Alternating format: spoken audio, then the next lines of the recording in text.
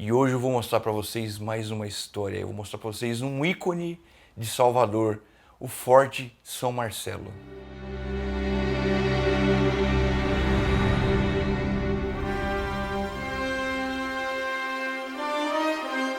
Esse é o Forte São Marcelo, ou Forte do Mar, um dos pontos turísticos de Salvador e está localizado na Baía de Todos os Santos.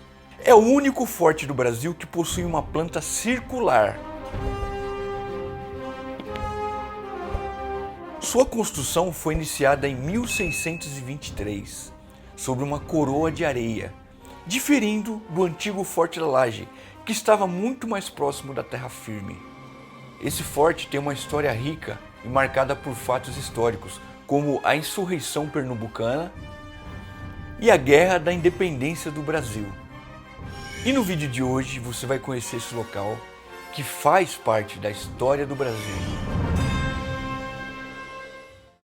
Em 1624, um ano após a sua construção, o forte foi tomado pelos holandeses, que o utilizaram como base para atacar Salvador.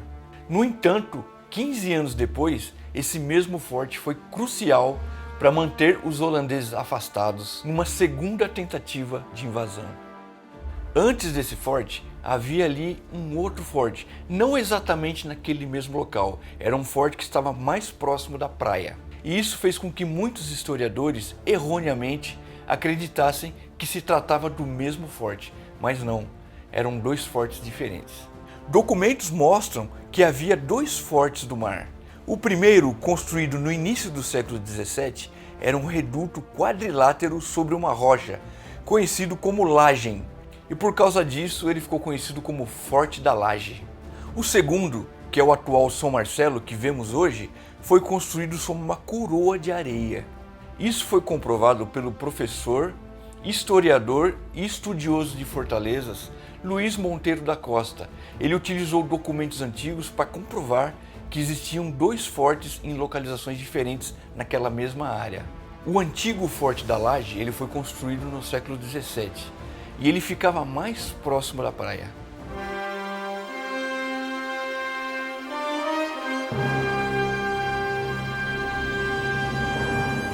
No livro Relação da Conquista e Perda da Cidade de Salvador pelos holandeses em 1624-1625, escrito pelo soldado alemão Oldenburg, que foi recrutado em Amsterdã para lutar contra os portugueses que estavam em Salvador, ele relata que, ao tomarem o Forte do Mar, que ainda estava em construção e tomado por barricadas, eles inutilizaram os canhões, porém eles tiveram que recuar devido a um forte ataque dos portugueses por terra.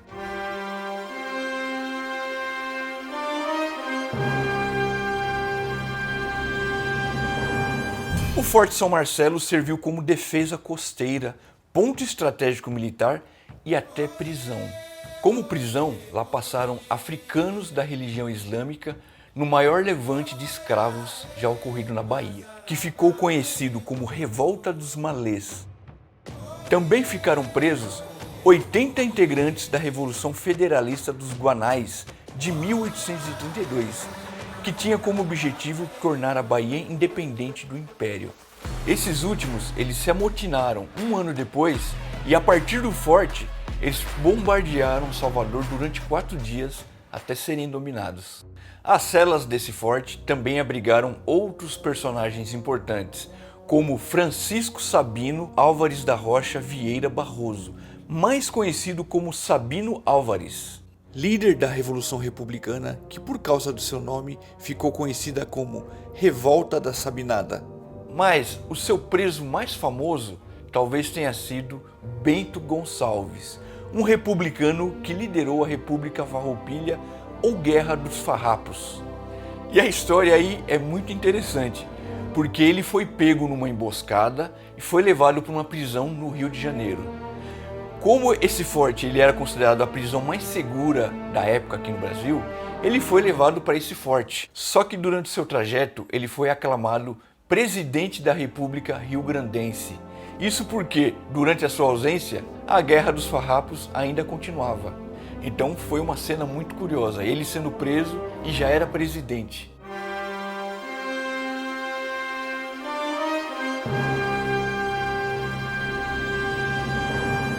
Embora a fuga mais importante desse forte tenha sido através de uma embarcação, há quem diga que existe um túnel que liga o forte até o mercado modelo, onde funcionava a alfândega imperial. A crença está respaldada no porão do prédio. Um túnel que ligaria o mercado modelo até o forte era utilizado para tráfico de escravos. Ainda segundo a lenda, muitos escravos viviam provisoriamente nesses porões que, quando enchiam de água, muitos deles morriam afogados. Os historiadores desmentem essa lenda e falam que aqueles porões e os túneis eram utilizados para depósitos de vinho. Se essa lenda existiu ou não, o fato é que, se você visitar o mercado modelo, as pessoas de lá contam essa lenda.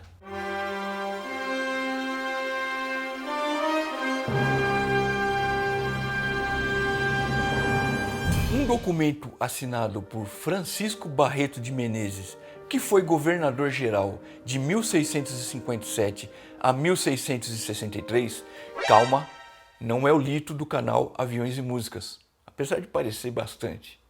Como eu ia dizendo, esse documento assinado pelo então governador-geral, ele mostrava um relatório com a situação defensiva da Bahia naquela ocasião. Esse relatório, elaborado a pedido do Conselho Ultramarino, mostrava as vulnerabilidades da fortaleza e dos seus arredores e o que deveria ser melhorado em caso de um novo ataque. E o governador-geral, que não é o Lito, destacou então a importância do forte na defesa de ancoradouro de navios. A construção do forte atual envolveu enrocamento artificial e uso de rochas de diversas proveniências, criando uma base estável sobre a coroa de areia.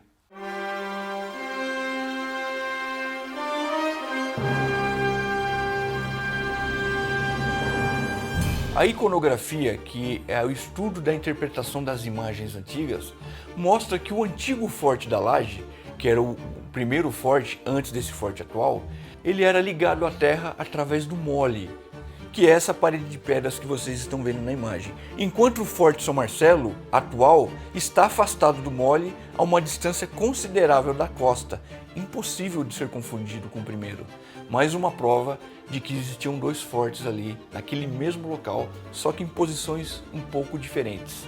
Existem desenhos antigos retratando o antigo Forte da Laje como sendo um forte quadrado, um quadrilátero, enquanto o Forte São Marcelo é um forte circular. A iconografia também demonstra que ele não tinha capacidade ofensiva na direção frontal, pois as troneiras foram representadas nas laterais e o mole tinha continuidade na direção oeste, lado não dotado de artilharia. Pela data dos registros antigos, conclui-se então que o primeiro forte, o Forte da Laje, foi construído durante o governo Diogo Menezes entre 1609 e 1612, enquanto o atual forte, o Forte São Marcelo, foi construído apenas 2 décadas depois, aproximadamente. Nesse período, Salvador era a capital do Brasil e a defesa, tanto por terra quanto por água, era muito precária. Assim, atendendo ao conselho do capitão e engenheiro-mor Francisco de Frois de Mesquita, resolveu-se melhorar a proteção do porto na gestão do então governador-geral do Brasil,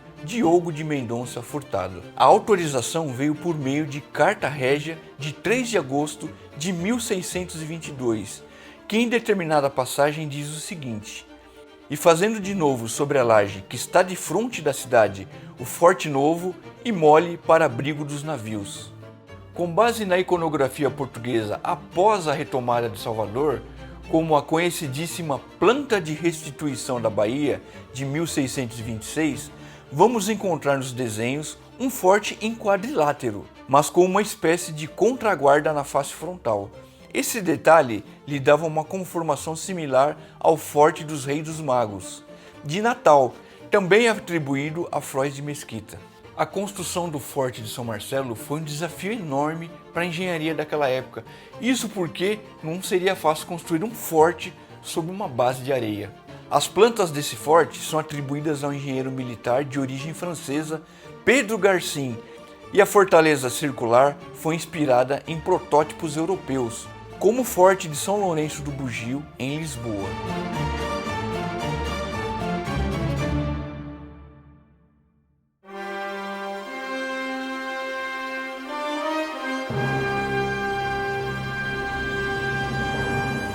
Durante o século XVIII, o forte passou por diversas mudanças e melhorias para aumentar o seu poder defensivo. Porém, essas melhorias foram feitas de maneira muito lenta e levou-se décadas para se atingir a forma atual que vemos hoje em dia o forte. Gravuras do século XVIII e XIX mostravam que no centro do forte havia um torreão alto, que foi removido ao longo do tempo. Hoje, o Forte São Marcelo é um dos marcos mais icônicos de Salvador. A construção teve o seu tombamento histórico em 1938 e a sua desativação total em 1940. Ele necessita de conservação contínua para evitar a deterioração de sua estrutura devido ao desgaste natural. O Forte São Marcelo é um testemunho vivo da história colonial do Brasil. E a sua história é rica e complexa. Sua construção sob uma coroa de areia e a confusão com o Forte da Laje destacam a importância dos estudos históricos e arqueológicos para compreender plenamente a história das fortificações brasileiras.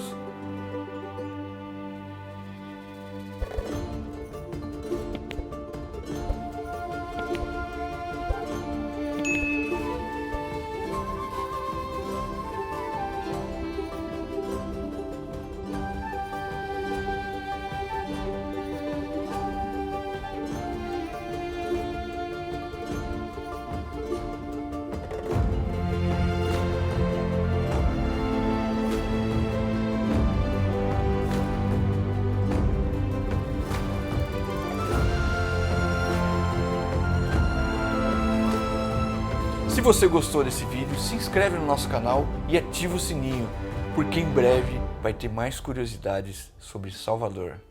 Muito obrigado e até o próximo vídeo.